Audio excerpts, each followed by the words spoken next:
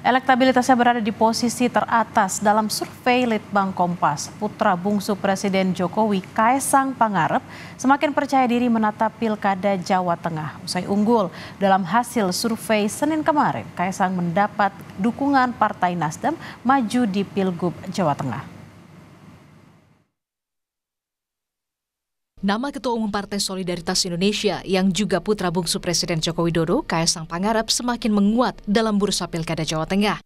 Yang terbaru, Partai Nasdem menyatakan dukungan kepada Kaesang di Pilgub Jawa Tengah.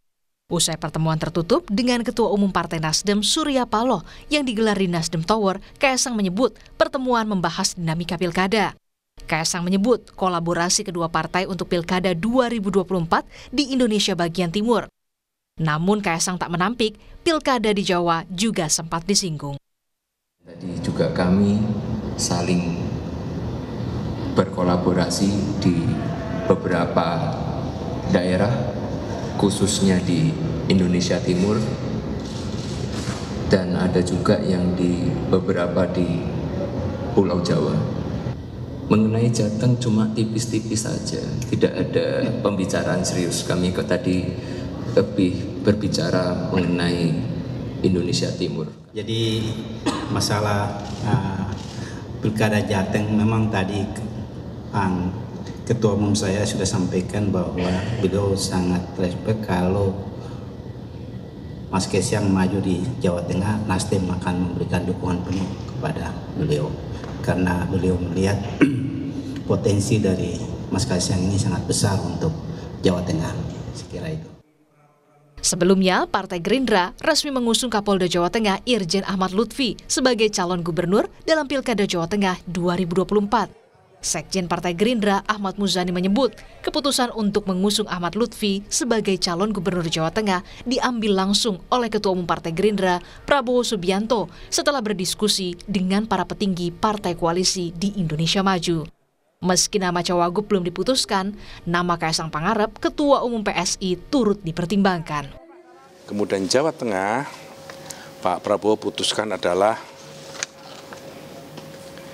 Irjen Polisi Dr. Andes Haji Ahmad Lutfi menjadi calon gubernur Provinsi Jawa Tengah.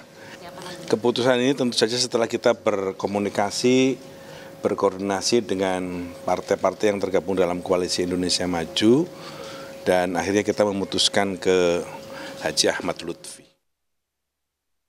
Hasil survei Litbang Kompas jelang Pilkada Jawa Tengah soal elektabilitas calon gubernur, nama Kaesang Pangarep ada di posisi teratas dengan raihan 7%. Di bawah nama Kaesang menyusul nama Kapolda Jawa Tengah Ahmad Lutfi dengan raihan 6,8%. Kemudian disusul Tasy Yassin Maimun dengan 3,2%. Selanjutnya ada nama lain, Raffi Ahmad 2,8%, Diko Ganinduto 2,6%. Selanjutnya mantan Gubernur Jawa Tengah 2008 hingga 2013 Bibit Waluyo dengan 2,4%. Mantan Wali Kota Semarang Hendrar Prihadi dengan 2%. Muhammad Yusuf Kudlori dengan 1,2%. Kemudian ada nama politisi PDI Perjuangan Bambang Wuryanto atau Bambang Pacul dengan 1,2%. Dan yang terakhir adalah Sudirman Said dengan 0,8%. Sementara 64 responden tidak tahu atau tidak menjawab. Direktur Indonesian Presidential Studies Nyarwi Ahmad menyebut peluang bagi Kaesang maupun Lutfi sama-sama kuat di Pilgub Jawa Tengah. Bahkan, nama keduanya juga sama-sama punya kans menjadi calon gubernur Jawa Tengah. Elektabilitas keduanya jadi catatan bagi koalisi partai politik untuk mengusung keduanya, baik untuk posisi calon gubernur maupun wakil gubernur.